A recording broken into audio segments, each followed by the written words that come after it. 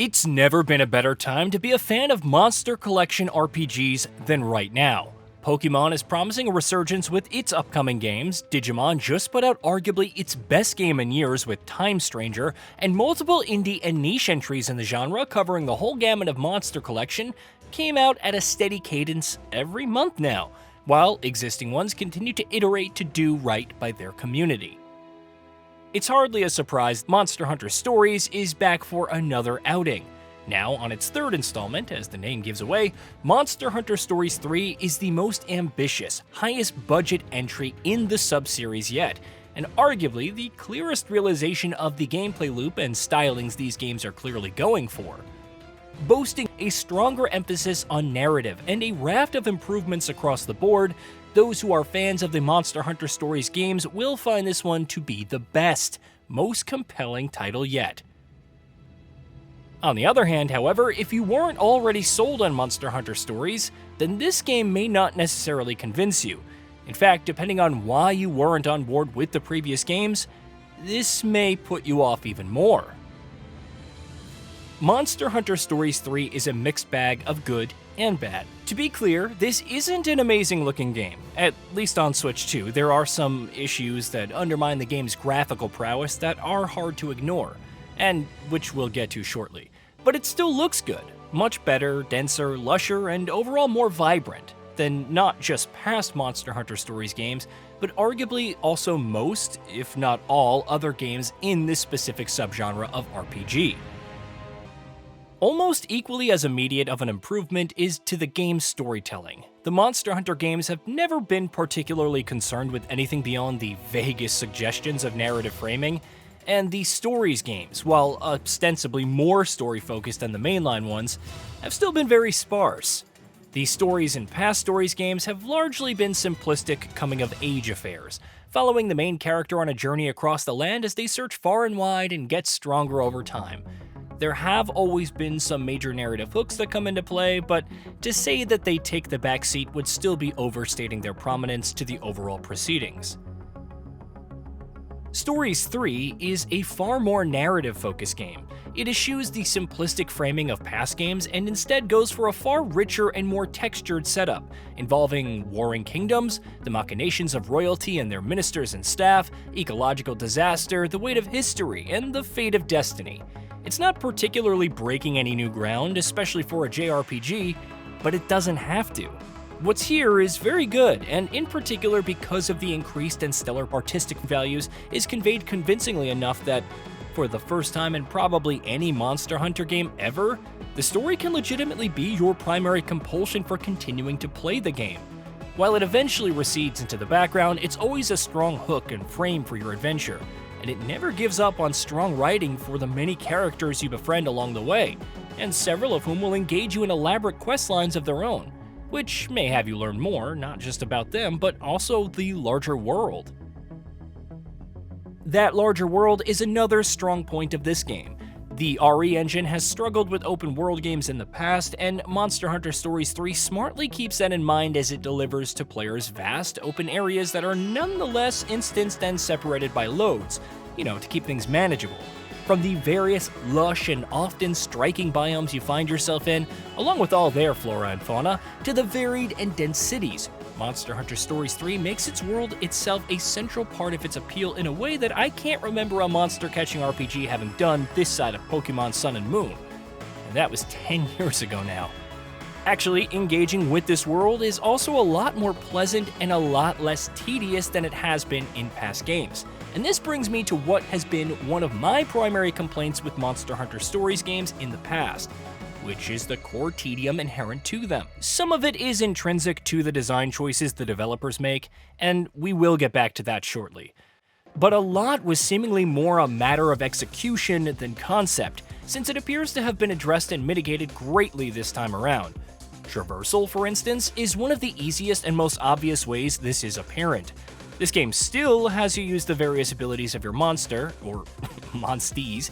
This may be a more mature story than before, but apparently we're still calling them monsties, to traverse obstacles and hazards in the environment, but it feels a lot slicker and more seamless this time around, thanks to improvements like a radial UI, which lets you quickly change monsters on the fly without delay. All of which results in me, as the player, feeling a lot less disincentivized to explore, since it doesn't feel as annoyingly start-stop as it has in the past.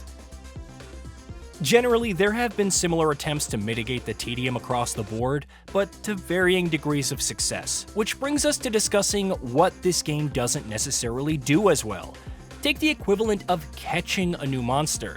If you've played any of the past games, you know that the process in the story's games involves beating a monster that then may spawn a den that it retreats into, then following it into that den and retrieving its eggs from it. This process is inherently repetitive and tiring. These dens can be fairly elaborate mini-dungeons that reuse their aesthetic and layouts, and it can feel too much effort just to get a new monster to add to your roster. Stories 3 simplifies this greatly. You're still raiding monster dens to nab yourself their eggs, but the dens themselves are a lot smaller and more compact now. And they're a lot more forgiving with the RNG and you're picking out the egg you want. The process is greatly sped up here, and I'm not saying that it's sped up enough to completely address the issue. It did eventually start to wear on me, especially once the repetition and layouts became apparent, and it happened a lot quicker than I would have wanted it to. But it's at the very least the best take we've had on the concept yet. Unfortunately, this isn't the only part of the game where the tedium hasn't been fully addressed. There's also the combat system. The combat system in Monster Hunter Stories has always been controversial. It is the way that it is because of the developers' understandable and admirable insistence on trying to keep the Stories game based in the mechanics and systems of the mainline games. In this case, the developers face the notion of translating the rather unique and iconic combat of the mainline games to a turn-based style. The results have varied over the course of the series. The original game was praised for its charm, but the battle system got quickly tedious and dragged the package down. The second game attempted to address these complaints by trying to make battles more dynamic, which was good, but simultaneously also served to make the battles feel even more protracted. And Stories 3. Well, first let's talk about how battles work before we talk about how I feel about them. Much like either previous game in the series, battles are designed around the concept of playing out like turn-based interpretations of the fights with the monsters in mainline Monster Hunter. At their core, you, your monsters deployed in battle, and your companions all select a type of attack, technical, power, or speed, that you think will top the type of attack the opponent will make. It's a basic rock, paper, scissors style triangle. You're encouraged this way to learn more about your own monsters, but also the monsters you're fighting, so you know their behavior, their patterns, their tells, and you know how to react accordingly. That's the basic setup. You also want to keep elemental advantages, special attacks that you and your monsters can perform in junction when you're all synced up, ultimate all-out attacks targeting specific parts to break them off, which monsters and characters is targeting whom, and many head-to-head confrontations all on top. Does that sound like a lot to keep track of? It is. It's a lot, and even a standard trash mob fight can take minutes to get through. Now consider how many fights the average RPG has you engage in, and the problem starts to become clear. It's just a lot of cognitive load, with even the parts that should traditionally be downtime asking a lot out of the player. That's to say nothing about how slow each fight feels. There's a built-in speed-up option, but even with that, I got to a point where I was actively dreading fights. That should never be the case in a game about fighting monsters, but it was here.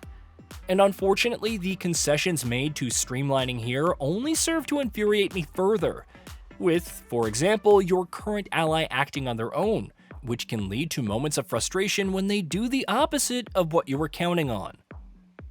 The other big fumble with the game that I really want to talk about is also rather central, and in this case directly ties into what should otherwise be a strength: the graphics. On the Switch 2 specifically, this is not a particularly well-optimized game. The resolution seems to be generally low, leading to a soft image quality. The frame rate is unlocked and varies anywhere from 30 to 50 frames per second, only going up to 60 FPS in very small and contained interiors. Monsters, people, and objects just a few feet away have severely noticeable decimated frame rate animations, and the pop-in is immense, with things fading into existence just a few feet ahead of the player. All of this is fairly unfortunate, since it has the side effect of the game seemingly unpolished and janky, which it is not, and also undermines the story and storytelling. It's confusing why this game is as unoptimized on the Switch 2 as it is. Pretty much every other game on the system, from Street Fighter 6 to Resident Evil Requiem, has been exquisite in its technical implementation.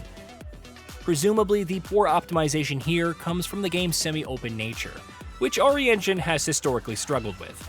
Equally, presumably, it looks and runs a lot better on more capable hardware. But to be perfectly honest, it should look and run a lot better on Switch 2. And it's a real bummer that the developer hasn't seen it fit to address these issues that must have very obviously come up in QA and testing yet. Like I said at the outset of this review, depending on what you thought of previous Monster Hunter Stories games, this one could be your favorite. If you liked what you had before and wanted a more refined and polished take on it, you'll love this. If you were intrigued by the past games but wanted something more narratively or technically ambitious, this is the game that'll finally get through to you. But if the tedium and repetition of the past few games gave you pause, well, things could go either way with Stories 3. While it does make several attempts to mitigate the repetition, the jury's out on whether or not they're enough. Certainly, this is something that will vary person to person, and where I still found many aspects of the game tiresome, you don't necessarily have to. The game is a free demo on all platforms, so I do encourage you to see for yourself what you think if the tediousness has been a sticking point for you in the past, and you're not convinced Stories 3 has done enough to address it. Warts and all though, I'm happy that the game exists, and that the developer continues to make them. Even though I have many complaints with every single one so far, I have also found each of them to be better than the last. Monster Hunter Stories 3 isn't exactly where I'd want the series to be just yet, but it's very nearly there, and I think for many, this will be one of the most satisfying Monster Collection RPGs on the market at the moment. Hey, did you know that we at GamingBolt upload new videos every day? Stick around, drop a like, subscribe, and hit that bell. And let us know what kind of content you'd like to see in the future with a comment below.